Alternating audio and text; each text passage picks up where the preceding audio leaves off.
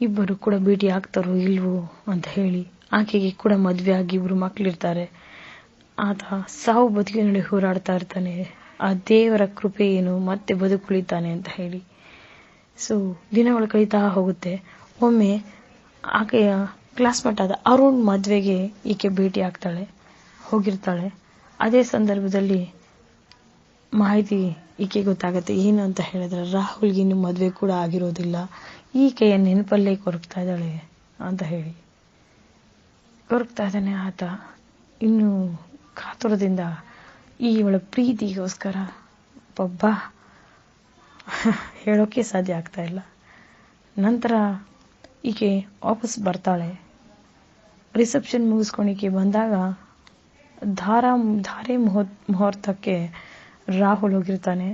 ಆಗ ರಾಹುಲ್ಗೆ ಅರುಣಿಂದ ಮಾಹಿತಿ ಸಿಗುತ್ತೆ. ಆಕೆಗೆ ಮದುವೆ ಆಗಿ ಇಬ್ರು ಮಕ್ಕಳಿದ್ದಾರೆ, ತುಂಬಾ ಚೆನ್ನಾಗಿ ಜೀವನ ನಡೆಸ್ಕೊಂಡು ಹೋಗ್ತಾ ಇದ್ದಾರೆ, ಸುಖವಾಗಿ ಸಂತೋಷವಾಗಿದ್ದಾಳೆ ಅಂತ ತಿಳಿದ ತಕ್ಷಣ ಅವನಿಗೆ ಆಕಾಶವೇ ತಲೆ ಬಿದ್ದಾದ ಆಗುತ್ತೆ.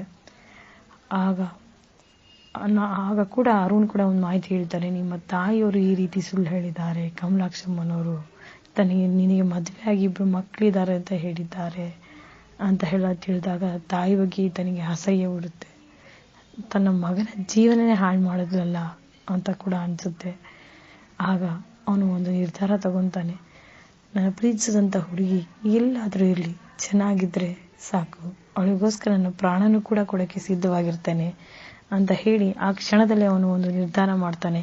ಏನು ಅಂತ ಹೇಳಿದ್ರೆ, ಸಾಯೋವರೆಗೂ ಕೂಡ ಆಕೆ ಸೌಮ್ಯನ ಬಿಟ್ಟು ಬೇರೆ ಯಾರನ್ನೂ ಕೂಡ ಅವನು ಮದುವೆ ಆಗೋದಿಲ್ಲ, ಪ್ರೀತಿಸೋದಿಲ್ಲ ಅಂತ ಹೇಳಿ.